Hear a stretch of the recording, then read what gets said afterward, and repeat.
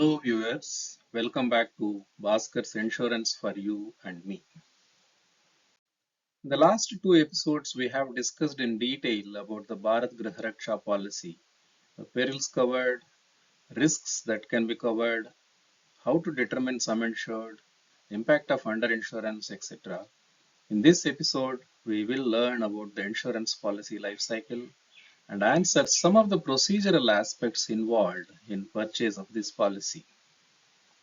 From the viewpoint of a customer, insurance policy life cycle consists of the following major steps. Understand the product by studying the prospectus, policy wordings, or even discussing with the advisor.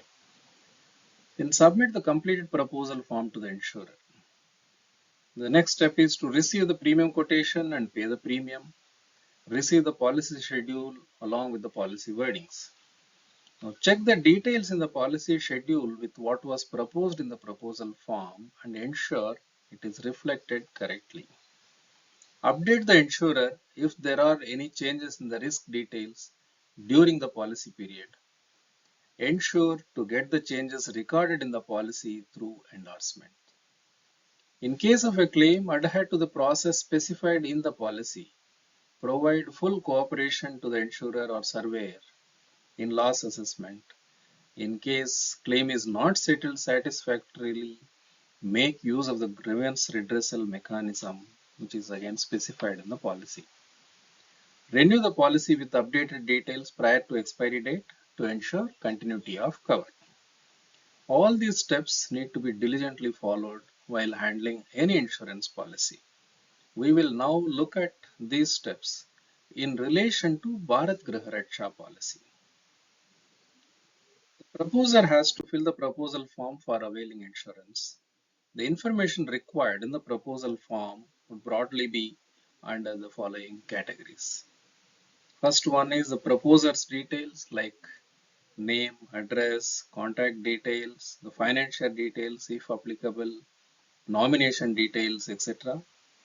The second aspect is risk details like location of property proposed for insurance, whether it is a multi-storied building or a single-storied building, is there a basement, what is the age of the building, construction details of walls, floors, roofs to know whether the property is a Paka construction or Kacha construction, list of valuable contents if the cover is opted for, etc. The third aspect is the cover details, like whether both the building and contents are to be covered, or only building is to be covered, or only contents are to be covered. Whether the contents to be covered or on as per the inbuilt sum insured or for a higher sum insured, whether rent cover is for loss of rent or is for rent for alternative accommodation, whether there is an option to cover valuable contents and personal accident, details of any extra add-on covers, all these questions will have to be answered in the proposal so that the entire cover details required by the proposer is specified in the proposal form. The next aspect is on the sum insured details like the carpet area and rate of cost of construction of the building. The sum insured require for additional structures, general contents, contents in basement, the valuable contents, sum insured per month and the number of months of cover required for rent related covers, etc. And last but not least, the past claim details is very important to be specified in the proposal form. As we have discussed in our earlier episodes on the basic principles of insurance, you may refer back to the episode 3. It is absolutely necessary that all the questions in the proposal form are answered with correct and complete information. In case of any misdescription or non-declaration, the insurer has a right to make the policy void and deny any claim under the policy. Also, some of the questions like basement details, the number of stories, the age of the building, construction, whether it is Paka or Kacha construction, all these will directly have an impact on the premium rate being charged under the policy. Hence, it is important that the information provided in the proposal is complete and correct. It's a premium charged under this policy.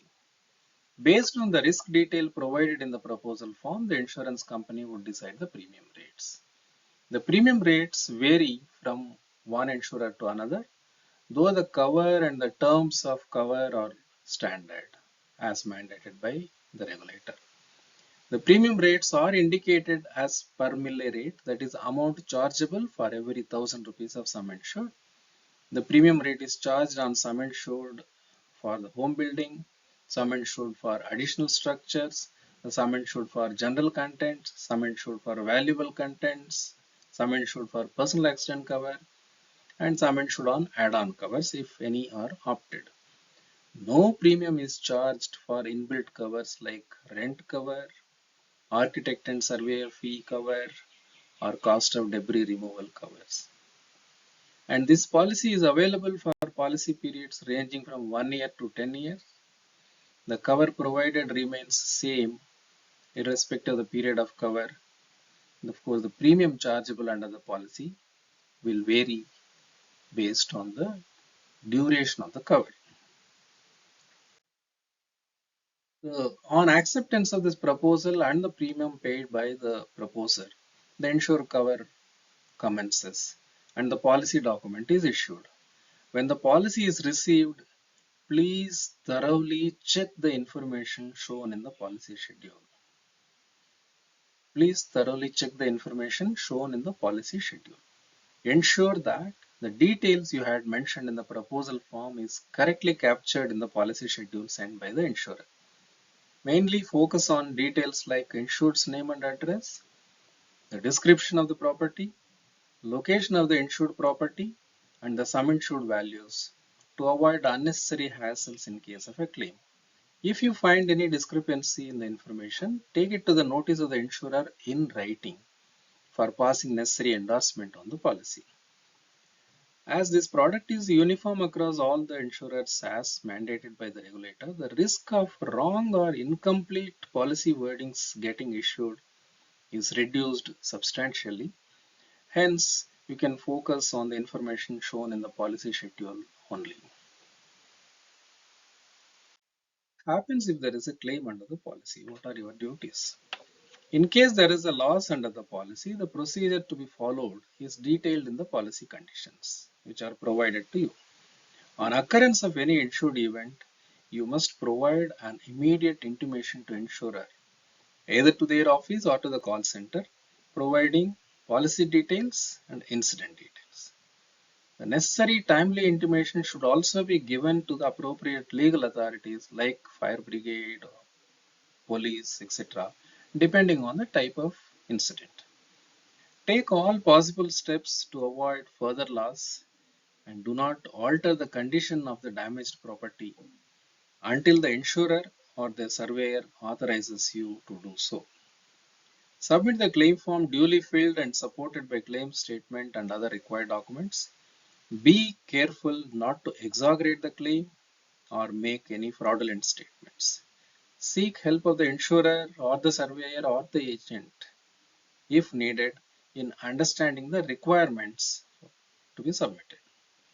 The loss or damage would be assessed by the surveyor and insurer, considering the basis of valuation, which is same as the basis of sum insured declared. The details on the base of sum insured declaration, you can refer to episode 6. It's basically the cost of construction in case of building damage, cost of replacement of content for general contents, the agreed value of the items in case of valuable contents, and agreed value of rent for the affected period in case of rent related covers. In case the damages are repairable, the repair cost only is considered for claim payment. The next question is, when there is a claim under the policy, what happens to the policy sum insured? Will it get reduced by the amount of loss? This policy has a condition known as restoration of sum insured. This ensures that when a claim for partial loss is paid under the policy, the sum insured gets restored to its original sum insured. The premium for the restoration is either collected from the insured or deducted from the claim amount payable. In case of a total loss of an item under the policy, the insurance cover for the item will automatically end. If the subject matter is reconstructed during the period of policy itself, the sum insured can be reinstated by paying additional premium. But if the entire policy sum insured is paid under a claim, then the policy will end. There are also certain obligations cast on the insured which are to be fulfilled in letter and spirit for the policy to provide the promised benefits. Some of these obligations are full and true disclosure in the proposal form, taking care to maintain the home building and contents in good condition to avoid aggravation of loss in the event of insured peril happening, inform to the insurer if any changes in the insured's address, risk detail, etc., allow inspection and investigation of claim when there is a claim, make true statement and full disclosure in claim form. If there are any grievances arising out of policy servicing, either it is claim settlement or even corrections in the policy. In case of any grievances in claims processing or any policy servicing, you can write to the grievance redressal officer of the insurance company, escalate it to grievance redressal cell of IRDAI, or approach the insurance ombudsman. The contact details of all these authorities are provided in the policy wordings itself. Hence, it is very important to keep the policy wordings safe and handy. In the last 3 videos, we have discussed all important aspects pertaining to Bharat Griha Raksha Policy. Trust this helps you in understanding the product and make a well-informed decision to buy the policy. In case you need any clarifications, please do not hesitate to write to me. My email address is there on the screen. In the meantime, view, subscribe, like and share the video. See you in the next episode with another interesting and useful insurance product. Until then, bye from Bhaskar.